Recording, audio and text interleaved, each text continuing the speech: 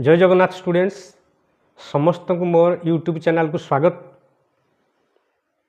मु आज पिला मानको पाई बहुत गुरुत्वपूर्ण कथाटे आलोचना करी जे पिला माने केभली सफलता पाई परिबे।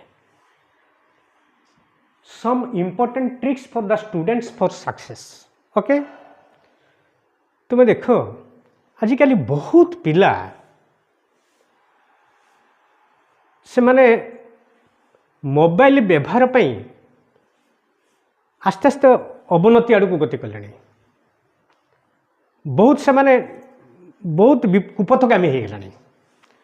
मोबाइल एते से माने व्यवहार करचंती तांकु सेटा नकारात्मक प्रभाव तांको ऊपर पकाउछि। समस्ते जानि मोबाइल टी आमे न देखिले बा टिके न देखिले आमको टिपे आकापाका लागिबो, आमे अस्तव्यस्त हो पड़िबा। ये गोटे मोबाइल नेसेसिटी आम बता अनुभूत है। तेणु पाने बेसिकाली मुझे कहूँ पिला पाठ पढ़िया समय पाने एत मोबाइल आवश्यकता नहीं, कारण से माने जो स्कूल जाउछंती स्कूल जो टीचर जो पढ़ाऊँ जो टॉपिक सब पढ़ाऊँ से टॉपिक विषय पुंखानुपुंख से माने बुझा आवश्यक।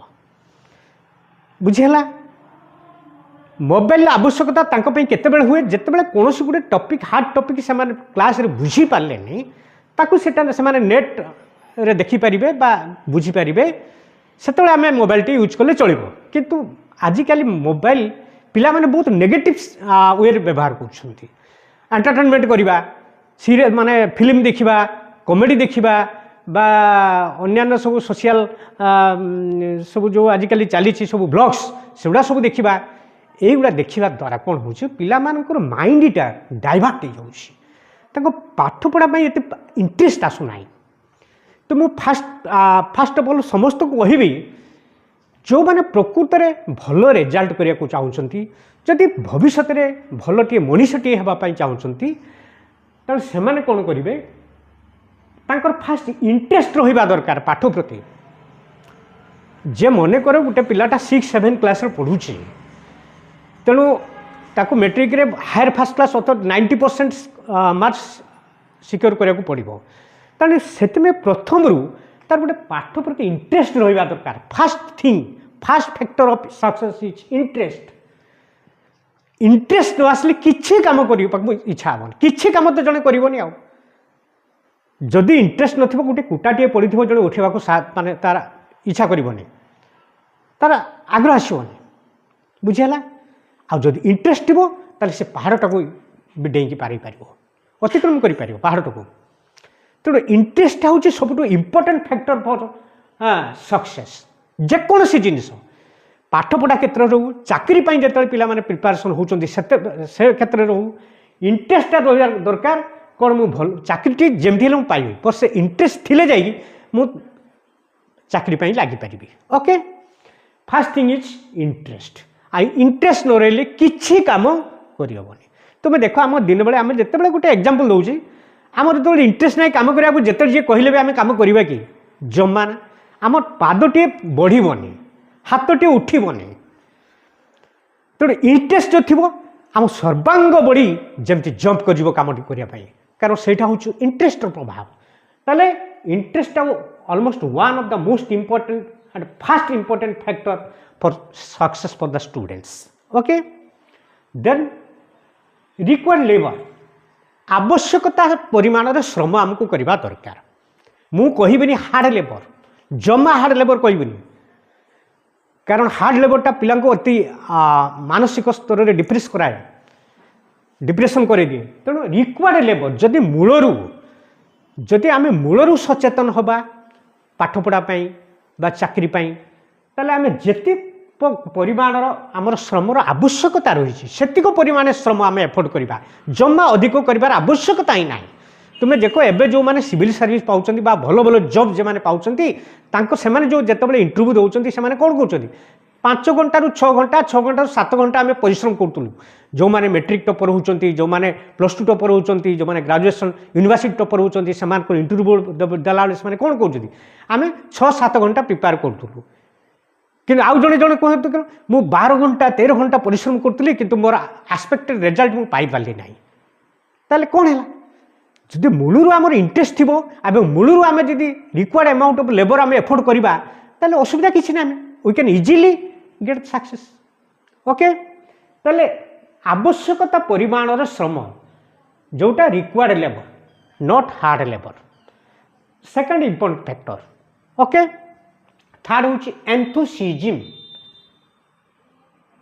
एंथुसिज्म a general concept of interest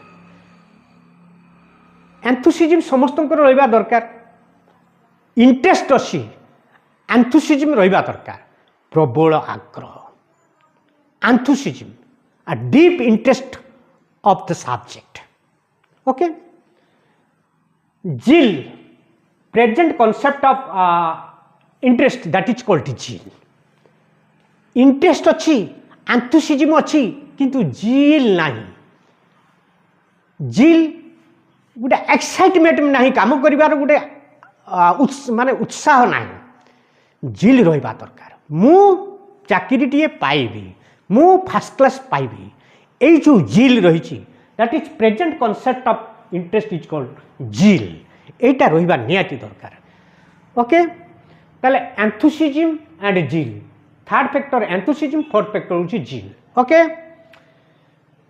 ये सब जिनस को आम प्रैक्टिस करवा दरकार fifth important factor is practice आम गोटे टॉपिक सारा हमको पढ़ेले सेटा को आम बुझिले एवं ताको प्रैक्टिस करवा दरकार दी तीन थर आम नोट आम खातार आम प्रैक्टिस करवा दरकार कारण practice makes a man perfect one प्रैक्टिसटा गोटे मेन गोटे मनुष्य को गोटे परफेक्ट तैयारी करे परफेक्ट करे तुम्हें देख तुमको गोटे गीत बहुत भल लगे माइक रे गोटे गीत बाजुची गीतटा बहुत भल लगे किंतु गीतटा भल लगे मैंने आम शुणी पलैगले तो सरीगला से गीत को मन रखिपारूनि किंतु से गीत को जब आम शुणिकी टी गुणुगुणु गुणुगुणु होमें चारि दी चार घंटा मन में गुणुगुणु हो से गीतटा गाइला एमती एमती एमती जे गुणुगुणु हो ताले से गीतटा आम मन रहीगला ताले ये कौन दैट इज प्रैक्टिस से जो गुणुगुणु स्वर आम हैबिट करवा प्रैक्टिस करवा जहाँफल आम गीतटी को आम मन रखिलु ओके ताले प्रैक्टिस निहाती आवश्यक दैट